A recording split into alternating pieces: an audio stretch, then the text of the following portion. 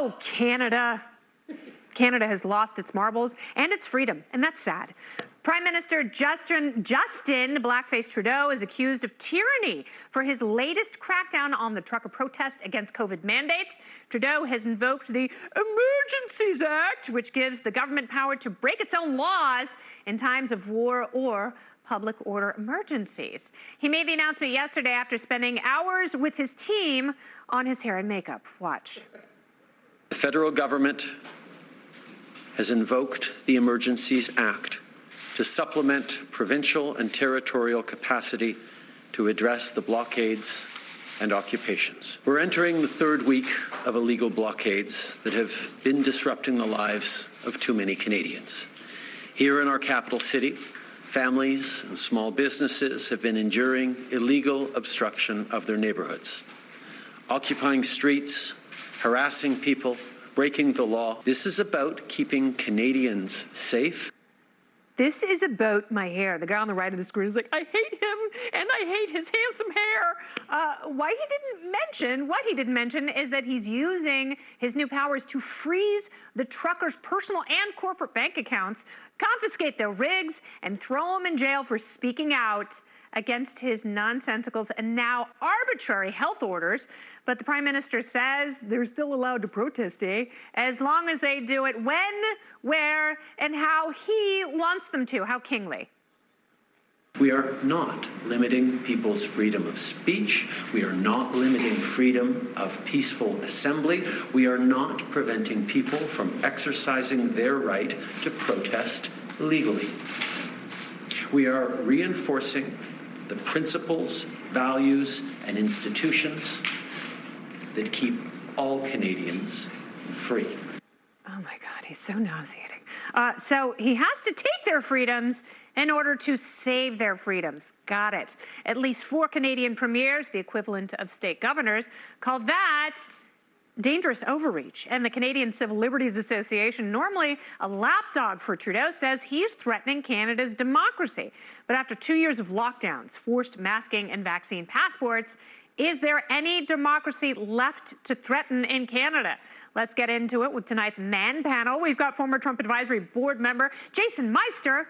He is the host of the Aggressive Progressive podcast, former aide to Senator Chuck Schumer, who's going to get primaried. It's Christopher Hahn. Smiles, everyone. And 2020 Libertarian Party vice presidential candidate. Will he run in 2024? Say no more. It is Spike Cohen in front of the world. And once again, God rest Larry King's soul. And PJ O'Rourke. I was devastated to hear about PJ O'Rourke. More on that later. Yes. All right, so I will start with you, Jason, because you called Justin Trudeau a tyrannical fascist. I am not going to correct you. Why do you sum him up like that? Kennedy, it's really simple. I mean, if you think about it, when American cities were burned to the ground by BLM and Antifa, the left called Donald Trump a tyrannical fascist, right? But when Justin Trudeau gets honked at, he declares martial law and seizes truckers' bank accounts without due process. These truckers are not a threat to the Canadian citizenry. Justin Trudeau is the threat to the Canadian citizenry. These truckers are holding candles, they're waving the Canadian flag, they're singing the national anthem, and all they're doing is asking for the government to treat them as equal participants in the society. Get rid of the mandates, Justin, and the truckers will leave. That's all you have to do, you tyrannical fascist. Yes. He's got little tiny Tyrannosaurus arms. It's, I believe that's true. So, Chris Hahn, why not sit some of these people down and talk to them?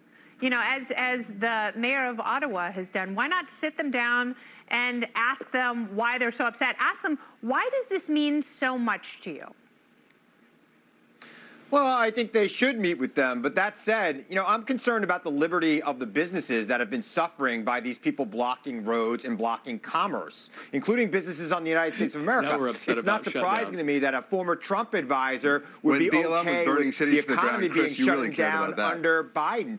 I did care about it, and I called it out, just as you did. But now you're all for it because it hurts Biden.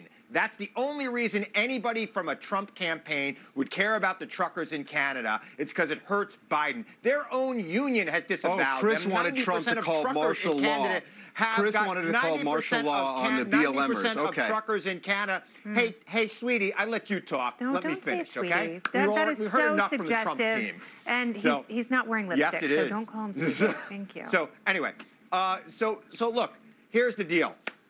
They like it because it hurts Biden. That's the only reason they like it. They don't care about anything else. They want to hurt the economy. They don't care about the liberty, the small businesses that are going under because these truckers are blocking major arteries. They don't care about the homeless people whose meals are being shut down because these people are stealing from them. Because they're they Nazis. only care about hurting Biden. Yeah, they're racist Nazis that want to hurt Joe Biden. That's the only reason they're doing this. Really no other reason, right, Spike?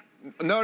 The only reason I'm actually any glad that Republican in Chris the United and States Justin cares about it. and others- Anybody Okay, talking put about on it. your I'm big really boy happy to listening hear ears that, and let's let I'm Spike really- talk. I'm really happy to hear that Chris, as well as Justin Trudeau and other progressives, are finally acknowledging that the shutdowns and lockdowns that we experienced for well over a year were contributing to homelessness, small businesses shutting down. They're very upset about a couple of border closings. Now, the entire border was shut down for over a year. Anyway, the reason that Justin Trudeau is invoking the Emergencies Act for the first time in Canadian history is precisely why I think it will fail. They've already proven, the Freedom Convoy has already proven that government power is not a real thing. When a small and irate enough minority of people simply refuse to comply, especially in a country like Canada, which doesn't have a police state nearly the size of the U.S.'s, if they simply refuse to comply, the government really can't do anything about it. I don't know yet, and it remains to be seen if Trudeau will be able to successfully stop them. But if he's not able to stop them, then everyone is going to, that is watching right now, other protest groups, people who typically comply with orders and mandates they think are stupid and useless, even common criminals, are going to look and see the government has no ability to stop this. And like was said at the beginning, Trudeau has said from the beginning that all options are on the table. There is one option that ends all of this immediately, and that's ending the mandates. And that's what should have been done from day one. Which they're doing in countries around the world, but not in Canada. I doubt they will ever follow the science. They are going to follow the authoritarianism. Supply chain be damned. The Man panel will return later because, as their resident dominatrix, I have demanded it.